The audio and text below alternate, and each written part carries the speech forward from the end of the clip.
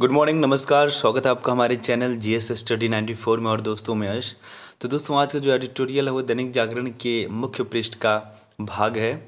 और जो आज का संपादकीय का जो विषय है दोस्तों वो है आधी अधूरी जानकारी से उपजा विरोध। तो आप देख सकते हैं कि मिसकम्युनिकेशन की वजह से कई बार ऐसा विवाद उत्पन्न हो जाता है जो नहीं होना चाहिए। तो दोस्तों ऐसे मिसकम्युनिकेशन से बचने के लिए ये जिम्मेदारी सरकार की भी है कि सबसे पहले कोई भी विधेयक हो, कोई भी कानून हो, इम्प्लीमेंटेशन उसके करने के पहले ही लोगों के बीच जन जागरूकता पैदा करें। वो जो पॉलिसी हैं उसके सही और उसके प्रभाव के बारे में बताए, तब जाके ये सारी चीज़ें रुकेंगी। तो आपने देखा होगा कि दोस्तों जब नए कानून का विरोध प्रदर्शन चल रहा था या सीए का विरोध चल रहा था, एनआरसी का विरोध चल रहा था, जब उनसे मीडिया के लोग सवाल जवाब करते थे तो उनके द्वारा जो जवाब दिए जाते थे बेतुके, उससे ज्ञात हो जाता था स्पष्ट रूप से कि उनको जानकारी नहीं है, उनको पता ही नहीं कि हम यहाँ पर क्यों आए हैं, क्यों विरोध कर रहे हैं, किस चीज़ का कर रहे हैं। तो चलते हैं दोस्तों आगे। नए कृषि कानून के विरोध में एक तर्क यह भी दिया जा रहा है कि मौजूदा कृषि सुधार अमेरिका एवं यूरोप का एक असफल मॉडल है और सरकार कृषि क्षेत्र को पूंजीपतियों के हाथों सौंपने के लिए ऐसा कर रही है। तो विषय बहुत ही संवेदनशील और बहुत ही महत्व का है कृषि कानून को लेकर। अभी बीच में जिस तरह से हरियाणा, पंजाब, उत्तर प्रदेश, बिहार और अन्य राज्यों के किसान जिस तरह से सड़कों पे उतरकर विरोध प्रदर्शन कर रहे थे, कई जगह पे अराजकता भी पैदा की उन्होंने। तो ऐसे में बता दिया जाए कि कुछ चीज़ें जो हैं, ये जो नीति है, जो पॉलिसी इम्प्लीमेंटेशन हुआ है भारत जैसे देश में, ये पहले भी यूरोप और अमेरिका जैसे देशों में हो चुका है। और ऐसा बताया गया कि वहाँ भी ये पूरी तरह से असफल रहे हैं, क्योंकि पूरी तरह से जो किसानों की ज़मीन है, किसानों का कारोबार है, वो पूंजीपतियों के हाथ में चला जाता है। उसके बाद उनके साथ क्या किया जाता है आपको पता है। कुछ किसान संगठन इन कृषि सुधारों को न्यूनतम समर्थन मूल्य एवं मीडिया को समाप्त करने की साजिश, मंडियों को समाप्त करने की साजिश दे रहे हैं।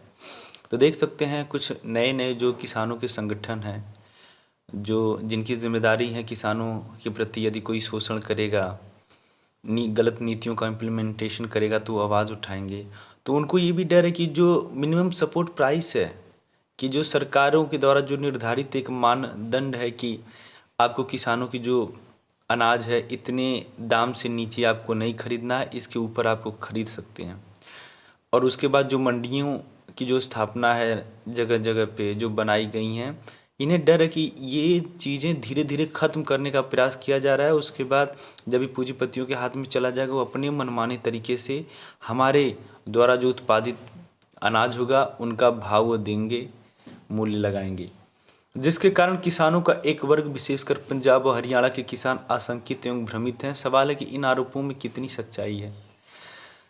तो दोस्तों एक चीज़ बता दें, ये सारी चीज़ें अभी एक्सपेक्टेशंस की जा रही है, एक आशंका जताई जा रही है कि ऐसा हो सकता है। तो देखिए ऐसा हो सकता है और ऐसा हो रहा है में बहुत बड़ा अंतर है, ठीक है। तो थोड़ा सा आप लोग भी समझदार बनिए।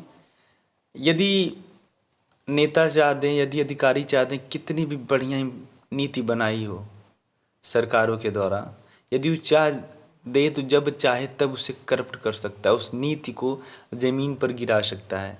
तो ऐसे में हमें जागरूक बनना पड़ेगा और ऐसे जनप्रतिनिधियों का चुनाव करना पड़ेगा जो किसानों की समस्याओं को पहली प्राथमिकता दें, जो किसानों की ज़रूरतों को अपनी ज़रूरत समझ के महसूस करें। और जिस लज्जा से आज हमारे देश में किसान जी रहा है, जिस तरह वो आत्महत्या कर रहा है, आखिर क्या मजबूरी है, आखिर क्या वजह है, जो इस चीज़ को महसूस कर सकता है वही प्रतिनिधि का असली हकदार है। सवाल है कि इन आरोपों में कितनी सच्चाई है। प्रथम दृष्टया देखें तो भारत और पश्चिम का परिवेश एवं परिस्थितियां पूर्णतः भिन्न है।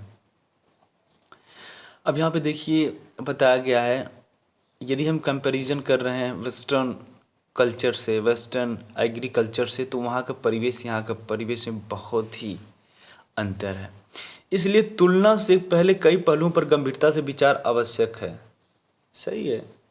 देखिए यदि आप कृषि के बारे में बात करते हैं, मैं बोलूँगा आपसे कि जो दक्षिण भारतीय लोग हैं और जो उत्तर भारतीय लोग हैं, तो कभी पॉसिबल है यदि मैं कहूँ कि नहीं, अब जो है कि दक्षिण भारतीय में हर जगह पे सेब लगाया जाएगा, तो मैं मानता हूँ सेब लग जाएगा, पर उसको इतना ज़्यादा श्रम, इतना ज़्यादा इक्विपमेंट लगाना पड़ेगा कि कोई मतलब ही नहीं है। इससे बढ़िया तो यही होगा कि आप जम्मू कश्मीर से, हिमाचल प्रदेश से सेब मंगा लें, जितना आप खर्च करेंगे वहाँ लगाने में।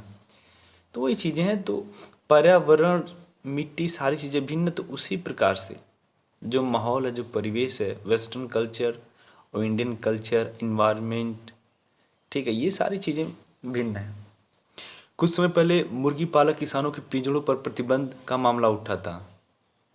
देखो, कुछ समय पहले मुर्गी पालक किसानों के पिंजड़ों पर प्रतिबंध का मामला उठा था। उस समय यूरोप की तर्ज पर मुर्गियों के पिंजड़े पर प्रतिबंध लगाकर उन्होंने खुले में रखने का दबाव बनाया था।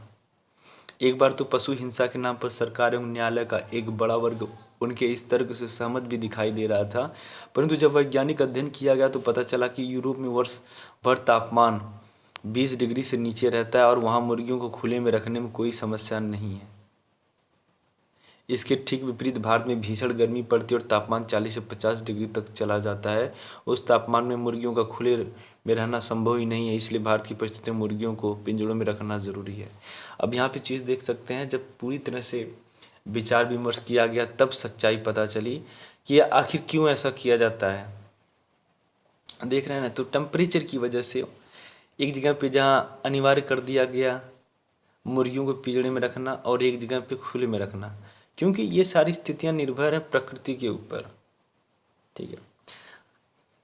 बाद में पता चला कि भारत की कुछ सामाजिक संस्थाओं ने यूरोप के मुर्गी पालकों से चंदा लेकर भारत के मुर्गी पालक किसानों के हितों के साथ समझौता करने का काम किया था। सोचिए, जो तमाम तरह के जो सामाजिक संस्थाएं बनाई गई हैं कि हम भारतीय किसानों के लिए, भारतीय मजदूरों के लिए, यहाँ के मध्यम वर्गीय परिवारों के लिए, बेरोजगारों के लिए लड़ाई लड़ रहे हैं, उनके हक के लिए, उनके जीवन के लिए। अब वही किस प्रकार से टाई अप करके पैसा लेकर उन हितों को पूरा कर रहे थे। यूरोपीय व्यापारिक संघ एवं सरकारें भारत में मुर्गी पालन में लगने वाली कम लागत के चलते भारत की बढ़ते निर्यात से दबाव में थीं, लेकिन पोल्ट्री फेडरेशन ऑफ इंडिया एवं सरकार की सक्रियता से समस्या का समाधान हो गया, अन्यथा भारत के मुर्गी पालक किसानों को भारी नुकसान उठाना पड़ सकता था। सोचिए, यदि यहाँ पे जो भारतीय सरकार अगर दखलंदाजी नहीं देती, चीज़ों की सख्ती से जांच नहीं करती, तो फिर कितना बड़ा नुकसान उठाना पड़ता भारतीय मुर्गी पालकों को। इसलिए दोस्तों कभी कभार कुछ संस्थाओं का जिस प्रकार से टिप्पणी आता है, जिस प्रकार से उनके द्वारा एक लिस्ट जारी किया जाता है, वहाँ पे भी आवश्यक होती है कि वहाँ पे चीज़ों को पहले सही तरीके से देखा। तो दोस्तों यहाँ पे देख सकते हैं, आज एक बार फिर उसी तर्ज पर अमेरिका एवं यूरोप के मॉडल का हवाला देकर कृषि सुधारों को रोकने की वकालत हो रही है। अमेरिका एवं यूरोप में एक एक फॉर्म कई सौ एकड़ ज़मीन में फैले हैं, जबकि भारत में अधिकतर किसानों के पास 1 अथवा 2 एकड़ से भी कम ज़मीन उपलब्ध है। ऐसे में दोनों की परिस्थितियों की तुलना संभव ही नहीं और न ही वहाँ की नीतियों को यहाँ लागू किया जा सकता है। अब यहाँ पे देख सकते हैं कि कंपैरिजन किया जाए ज़मीनों के मामले में, तो जो भारतीय किसान हैं उनके पास बहुत ही कम टुकड़ा है ज़मीन का, और वहीं पे आप देख सकते हैं कि सैकड़ों सैकड़ों एकड़ ज़मीन है यूरोप के किसानों के पास। तो ये चीज़ें बहुत बड़ी अंतर रखती हैं अगर कंपैरिजन किया जाए। भारत में छोटे किसानों को लागत कम करने के लिए सामूहिक खेती करने की आवश्यकता है। इन सब बातों को ध्यान में रखकर पहले से मौजूद सहकारी संस्थाओं एवं 8,000 से ज़्यादा किसान उत्पादक संघों के अलावा 10,000 नए किसान उत्पादक संघ बनाने का काम कर रही हैं, जिसके लिए नेफेड, एनसीडीसी एवं एफएसएफएसी को अधिकृत किया गया है। आज अधिकांश लोगों को यह जानकारी नहीं होगी कि हरित क्रांति और श्वेत क्रांति में सरकारों से ज़्यादा कृषि सहकारी संस्थाओं का योगदान था। नेफेड, इफ़को, क्रिबको, अमूल एवं राज्य सरकारी बैंकों ने इसमें महत्वपूर्ण भूमिका निभाई थी। भारत सरकार ने पिछले 6 वर्षों में इन संस्थाओं को और मजबूत एवं पेशेवर बनाने की दिशा में काम किया है। इसी का परिणाम है कि इन संस्थाओं को निजी क्षेत्र चाहकर भी चुनौती नहीं दे पाया है। नई कृषि सुधारों के बाद कृषि में निजी क्षेत्र की भूमिका अवश्य बढ़ेगी और उसका निवेश भी आएगा, लेकिन पहले से काम कर रहे किसानों की संस्थाओं एवं सरकार की समांतर निवेश योजना से संतुलन बना रहेगा। इसके लिए भारत सरकार ने कृषि के आधारभूत ढांचा विकास के लिए 1 लाख करोड़ रुपए का कोष बनाया है। ग्रामीण विकास के लिए भी भारी बजट का प्रावधान किया गया है। नेफेड, इफको, क्रिबको, एफसीआई, अमूल, राज्य एवं जिला सहकारी बैंक, पीएमसी और पैक्स जैसी तमाम संस्थाओं का बजट एवं कारोबार पहले के मुकाबले कई गुना बढ़ गया है। इन संस्थाओं पर किसानों का मालिकाना हक है, इसलिए किसानों को आशंकित होने की आवश्यकता नहीं है। जब निजी क्षेत्र की कंपनियां आएंगी तो इन संस्थाओं को भी प्रतिस्पर्धा के दबाव में अधिक पेशेवर एवं जवाबदेह बनना पड़ेगा। इससे ये अपने सदस्यों अर्थात किसानों को ज़्यादा सुविधाएं, सेवाएं, लाभ एवं लाभांश देने के लिए बाध्य होंगे, जो किसानों के हित में है।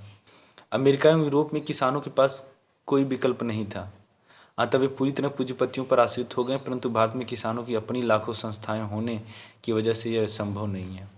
अब यहाँ पे देख सकते हैं कि भारतीय किसानों के लिए जिस तरह से तमाम तरह की संस्थाएं सामाजिक स्तर पर उनके लिए काम कर रही हैं, उनके साथ किसी प्रकार का यदि भेदभाव किया जाता है, नीतियों में गलत चीज़ें होती हैं तो आवाज़ उठाया जाता है, ऐसी चीज़ें आप यूरोप में, अमेरिका में नहीं देखने को मिलेंगी।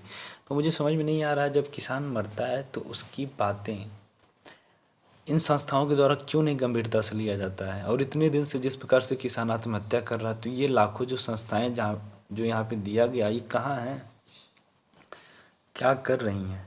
क्या इन लाखों संस्थाओं का रिस्पॉन्सिबिलिटी नहीं है कि वो जाके लोगों के अंदर जानकारी दें, न कि भ्रम फैलाएं, ज्ञान बढ़ाएं कि नहीं इस जो नई कृषि पॉलिसी इम्प्लीमेंट हुई है, एक्चुअल में इसका मतलब क्या है, आप किसान भाइयों को इससे क्या लाभ मिलेगा, सरकार के द्वारा क्या सहयोग दिया जाएगा, मिलेगा। तो कहाँ है ये सब? जहाँ तक एमएसपी अथवा मूल्य स्थिरीकरण कोष जैसी प्रणालियों का सवाल है, तो वे कभी समाप्त नहीं की जा सकती हैं, क्योंकि सरकार को अपने सुरक्षित भंडारों के लिए अनाज खरीदने होते हैं। ये प्रणालियाँ कानून के तहत ही पिछले 55 वर्षों से काम कर रही हैं। आज जो लोग मंडियों के समाप्त होने की बात कर रहे हैं, उन्हें पता होना चाहिए कि सरकार ने पिछले कुछ वर्षों में कई नई मंडियाँ बनाई हैं। इससे उनकी संख्या बढ़कर 7700 तक हो गई है। इनमें से कुछ का उन्नयन कर इनाम बाजार से जोड़ा गया है। अन्य मंडियों को आधुनिक बनाने का काम चल रहा है। लगभग 22,000 छोटे हाटों का उन्नयन कर उन्हें भी मंडी बनाया जा रहा है। देश की लगभग 42,000 मंडियों की ज़रूरत को पूरा करने के लिए कृषि सुधारों के माध्यम से निजी क्षेत्र को इससे जोड़ना आवश्यक है। उन्हें ऑनलाइन बाज़ार से भी जोड़ना होगा, जिससे पूरे देश को एक बाज़ार बनाया जा सके, बाज़ार को किसानों के दरवाजे तक पहुंचाया जा सके और उनके पास अपनी फसल को बेचने के सैकड़ों विकल्प उपलब्ध हो सके। इससे उनकी सौदा और मोल भाव करने की ताकत बढ़ेगी, परंतु यह सब नई कृषि सुधारों को लागू होने के बाद ही संभव है।